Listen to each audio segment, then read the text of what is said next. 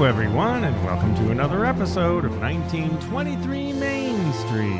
Home of the Disney Travel Podcast with the latest Disney travel news. We are your hosts. I am Mike Bello-Braddock. And I'm Amelia Bello-Braddock. And today, Jollywood Nights new reviews are in, and it looks like it's taking a turn for the better. And the EPCOT Festival of the Arts. Some information has been announced, so we're going to talk about that and the festivals in general. But let's kick off with this Jollywood Nights.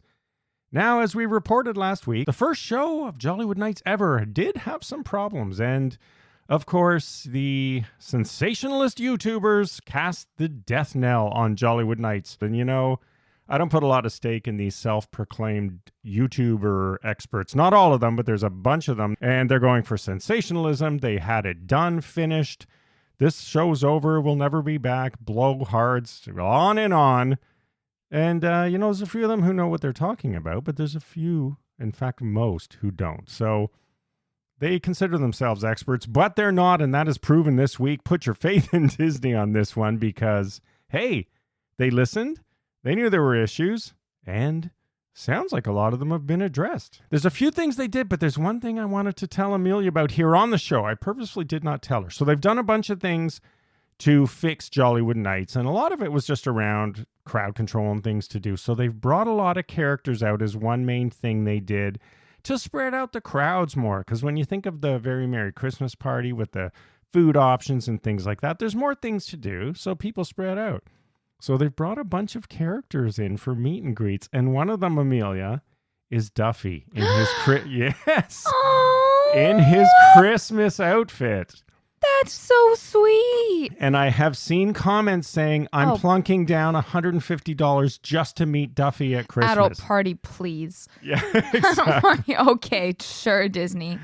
So what do you think of that? How long are the waits for characters? I don't think it's going to be too bad, right? So they have a bunch of other ones. They have the gingerbread man character that you see in the Very Merry Christmas Parade. So they've done, you know, they listened, learned from just the first one ever. So contrary to what sensationalist people say, hey, the reviews now are how great it is and what a good time it is, which, come on. We knew they would feed, you know, they're not going to, it was one iteration, people. Come on. I'm really not a character person, but man, Duffy's my weakness. Oh, that's so cute. I love that they did that. Yeah, so the general reviews are now, had a great time, 15-minute ride lineups max and stuff like that. You know what you would expect. Hollywood has the big ticket ride, so that's what I want to hear because that's not necessarily true at Very Merry. Yeah, I still don't have a good view on, and I tried to reach out to people. I still don't know if they fixed the Tip Top Club at the Tower of Terror party, but I did read... It sounds better. Well, I did read someone say, I ran over, grabbed a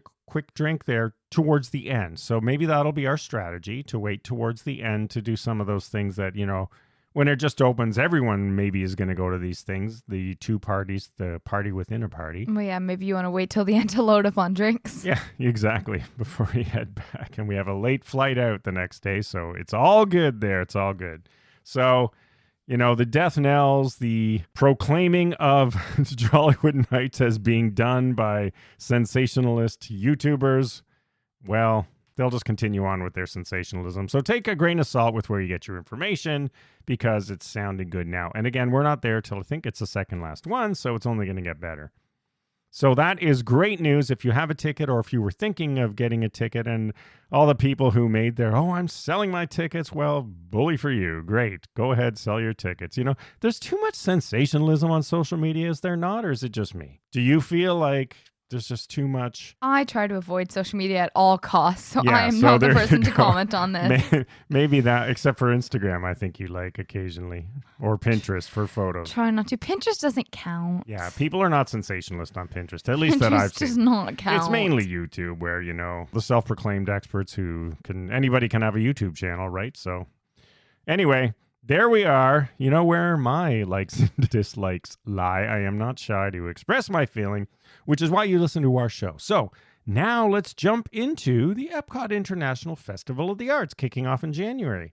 And before we go into that, part of the fun of our show is an older person like me, older than you person, an adult, And, you started the show, you were much younger, but you're still pretty young. You're like a kid. You're a young teen. Yes, well, I haven't started sprouting grays yet. So. Here's my question for you, and our listeners might want to know this with their kids.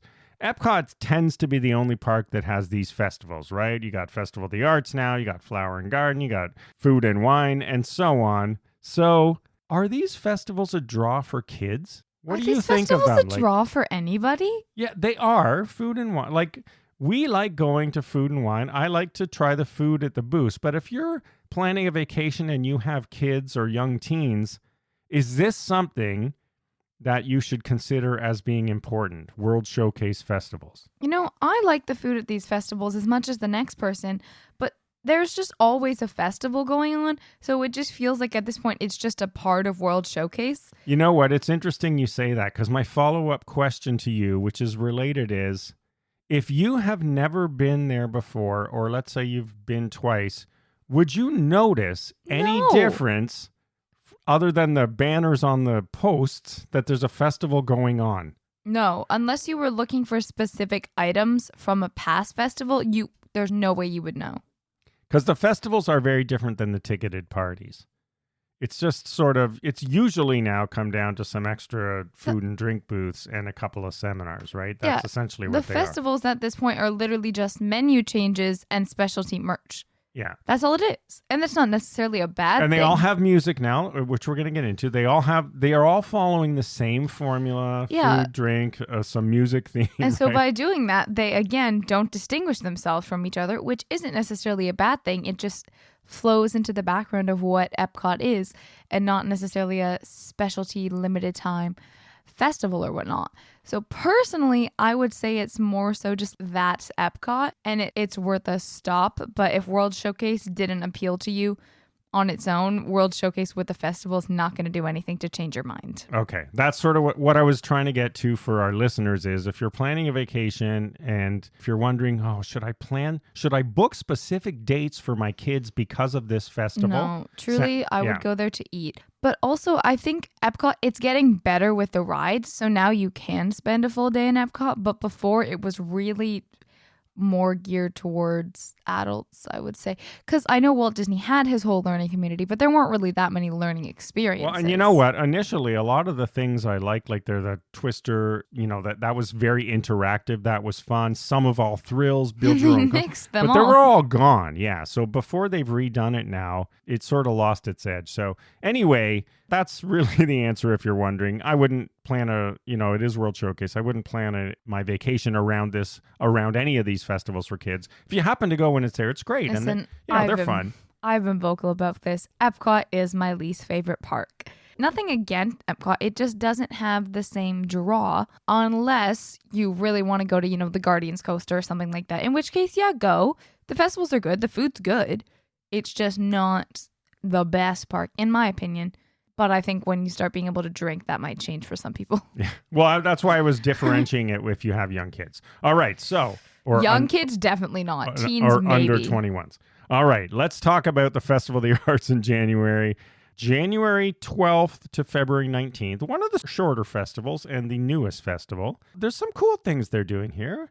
First of all, there's the performing arts, Disney on Broadway theme. Yeah, so they're going to have some Broadway stars coming to Disney World, and the series is actually making a comeback. And so they have their whole list line up from their special shows like Frozen, Freaky Friday, Little Mermaid, Beauty and the Beast, Mary Poppins, and a few more. And this will be in Showcase Plaza, which is also home to live performances daily with musicians, painters, and acrobats. Yeah, they're going to have 3 shows daily. So if you like any of the Disney on Broadway musicals, the actual performers from those musicals are here. We're not going to go through every date for everyone. There's too much. Check the show notes. Check the blog post at 1923mainstreet.com for a full calendar for when you're going. But that's pretty good, right? I mean, there's the musical component, like Eat to the Beat or Garden Rocks or any of the other ones they have. This performance ranges from January 12th all the way through February 19th. So just about over a month. And then, of course, as they always do, you can get a dining package. Those go on sale if you're interested on... Are these the same 8 restaurants? On December 19th. Yes, they look to be quite familiar. Wow, they look good in this order. Well, here's what... So, If you want to get advance seating opportunity, that's how this works. On December 19th, you will have to book a special, more expensive dining package at one of lucky you. at one of 8 restaurants at Epcot, and then line up to be able to be one of the first ones in. It doesn't mean you can go right when it starts, because there is a line. There's Akershus, Beer Garden, Coral Reef, Garden Grill, Rose and Crown, Le Cellier, Spice Road Table, and on the day of the show, at Quick Service Regal Eagle, you can walk up, but those go quickly. So that's a same-day package. I would recommend, if you're going to do this, you either do Garden Grill, Le Cellier, or Spice Road Table. Those would be my 3. I would recommend you do anything but Coral Reef. Yeah, we're not fans of Coral Reef. So is it worth it? Yeah. If you really, really want to see someone. If you were going to eat at those restaurants anyways, maybe. But last time we did it, it was a special menu, right? There was not, you can't just pick anything off the menu. That's also a good point. So keep anyway, that in mind. you will be able to see that. But if you're interested, just remember the date of December 19th, because some of these do sell out. So if you really want to get a dining package, then do that. Now, if you're a foodie, there's other things happening at the festival as well. Yes, they're doing a little bit of experimenting, I would say. Things ranging from a rainbow cake with freeze-dried Skittles at Figment's Inspiration Station at the Odyssey, to a red wine braised beef short rib with parsnip puree, broccolini, baby tomatoes, and balsamic glaze at Pastor Hall Palette. All of these different things are available on the wonderful Walk of Colorful Cuisine highlights, sweet and savory offerings in all colors of the rainbow. Yeah, so there are 15 foodie stations in total. We know what those are like. If you've been to other festivals, they're just little, essentially booths scattered around World Showcase. Yes, where most of these festivals take place. They, of course, have a passport to go along with this, which will tell you exactly where to find everything. And if you collect 5 stamps, you can bring the passport to Deco Delight's food studio to get a free surprise. And again, same formula as every festival. There's an interactive element. No. What? This is shocking. Yes, it's true. This one's sort of fun, though. They used to do this at Hollywood Studios. The first one is an animation academy where you learn to draw a Disney character. They're doing that daily at 12:30 and 1:30 p.m. in the America Gardens Theater. And you can also, what they did last year as well, there's a huge mural. So if you want to go paint your own cool thing on the mural at the Expression Station, you can do that. And if you want a break and you have young kids, I do like the next one. I think it's pretty fun. There's a kids' chalk area, which takes place on the bridge over to World Showcase, and this is daily from 11 a.m. to 5 p.m., and this allows your little kids to create chalk masterpieces, and you can take a break. And there's also a bunch of photo ops around there. Yeah, so they get to draw whatever they want, sidewalk chalk, essentially. I like these. These are very fun. fun. while you're kids. And what kid doesn't like to do sidewalk chalk? A lot of those options are pretty fun. And then finally, there are the visual arts and a festival merchandise, of course. Yes, what would a festival be without Figment? So he is back as the ambassador. He'll take center stage with festival merch, and they've got everything. As per usual, household items, decor, and I'm sure there's some Disney merch for yourself as well. Yeah, and if you're really into art, then there are visiting galleries that are there, and you can meet the artists and then buy their work. So it's right on hand for you. Check out artfulepcot.com, and you'll be able to see who's there, when, and so on. And then there's a scavenger hunt hosted by who else? Figment. So Figment's brush with the Master Scavenger Hunt is back. This is where you walk around World Showcase and you help Figment learn about art. So your kids may like that. You may like that. I love these. These are very fun. Yeah, and again, as usual, you buy a map and stickers at the Creation Shop, Port of Entry, or World Traveler. And then you can search for Figment hiding inside art inspired by famous works at each World Showcase pavilion. So you walk around, and just a hint, look for the Figment-themed picture frames. I recommend letting your children take charge of this because kids get very particular about these scavenger hunts. Yep. Oh, yes. Speaking from experience. I will vouch for that. And every time you find Figment, as we know, you add the corresponding sticker to your map. And when you've finished the journey, return the map to Disney Traders or World Traveler, and you get a special little keepsake from the festival. So there you have it. Festival of the Arts coming up in January. Jollywood Nights back on track, and I can only assume we'll even get better by the time we get there. Glad to hear Disney turned it around, and the predictions of its demise were greatly overrated. All right, everyone. goodness. Thanks as always for listening. Follow along on social media at 1923 Main Street. We'll see you again next week with the latest Disney travel news. Have a magical day. Bye-bye.